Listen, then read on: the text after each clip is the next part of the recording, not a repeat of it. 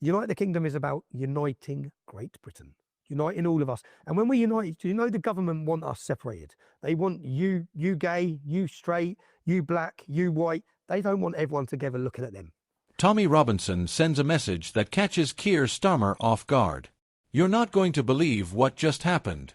Tommy Robinson just dropped a message that has everyone talking. And whether you agree with him or not, what he said about Keir Starmer's leadership has hit a nerve across the entire political spectrum. It wasn't a fiery speech. It wasn't even an interview on mainstream TV. It was a message short, unexpected, but powerful enough to send social media into overdrive. And the timing couldn't have been more dramatic. Just as Starmer's Labour Party was celebrating rising approval ratings and confidence ahead of the next election, Robinson's comments came crashing into the conversation, challenging the very image of strength Starmer's been trying to project. So, what did he say? And why is everyone suddenly talking about it? It all started with a simple video post. In it, Tommy Robinson didn't rant. He didn't provoke. Instead, he spoke directly, almost calmly, about what he called the growing disconnect between political elites and ordinary people. He said, "It doesn't matter if it's Conservative or Labour, people feel ignored. They feel talked down to. And until someone listens, things will only get worse." Then came the line that sparked the fire. Keir Starmer says he's for the working class. But where is he when they're struggling to afford heating? Where is he when they're afraid to walk home at night? It wasn't explosive by tone, but it was explosive by impact. Within minutes, the clip was being shared everywhere: TikTok, X, YouTube Shorts. The comment sections lit up with debate. Some praised Robinson for finally saying what others are afraid to say. Others accused him of trying to hijack the political mood for attention. But one thing was clear: the message landed. To understand why Robinson's words hit so hard, you've got to look at what's happening right now in Britain.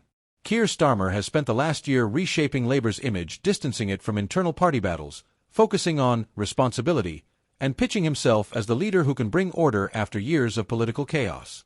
Meanwhile, ordinary people from London to Leeds are still dealing with rising costs, unsafe streets, and a growing sense that the government, no matter who's in charge, isn't listening. That's the backdrop Robinson walked into. And whether you like him or not, his timing was masterful. Because just when the establishment thought the national mood was stabilizing, he reminded millions of viewers that frustration is still simmering beneath the surface. Within hours, hashtags like #TommyRobinsonMessage and #Keir Starmer were trending across X. One user posted, "I'm not a Robinson supporter, but that clip hits home. Ordinary people do feel ignored." Another shot back, "Don't be fooled. He's trying to sound reasonable, but it's the same old divisive playbook." Even political insiders couldn't resist commenting. A Labour aide reportedly told a journalist off record, "We're not responding to provocations. But this kind of messaging feeds the very narrative we're working to overcome." Meanwhile, a Conservative MP cheekily retweeted the clip, writing, "When your critics are saying what voters are thinking, that's when you know you're in trouble." That post alone racked up thousands of likes. It was a reminder that politics in Britain isn't just about policies anymore, it's about perception, tone, and timing. Now, here's the thing. Robinson's message wasn't just about Keir Starmer. It was about capturing public attention and reframing the political conversation. He wasn't attacking with insults or conspiracy. He was appealing emotionally, using frustration, weariness, and disappointment as his tools. When he said, "People are tired of being told what to think. They just want leaders who understand what they're going through," that struck a chord with audiences far beyond his usual base. And that's what shocked analysts. Because for years, mainstream figures dismissed him as irrelevant to real politics. But now he's influencing the conversation again, this time through tone, not outrage. It's a shift worth noticing. Now, the interesting part. Starmer didn't respond. Not a word. And that silence says a lot. Some within Labour believe ignoring Robinson is the smart move. Don't amplify him, don't legitimize him. But others warn it's risky. Because in today's viral age, silence often reads as weakness. A political strategist told The Guardian, "If you don't control the narrative, someone else will." And right now, Robinson's narrative is resonating with people who should be Labour's strongest supporters. Starmer's team seems focused on keeping their message tight, talking economy, healthcare, and stability while avoiding emotional flashpoints. But Britain's political landscape has changed. Emotion now drives attention, and attention drives influence. Across Britain, there's growing political fatigue. People don't trust manifestos. They don't believe campaign promises. They want honesty, even if it's uncomfortable. And that's where Robinson's approach, for better or worse, hits home. He's not playing the polished politician. He's playing the voice of raw frustration.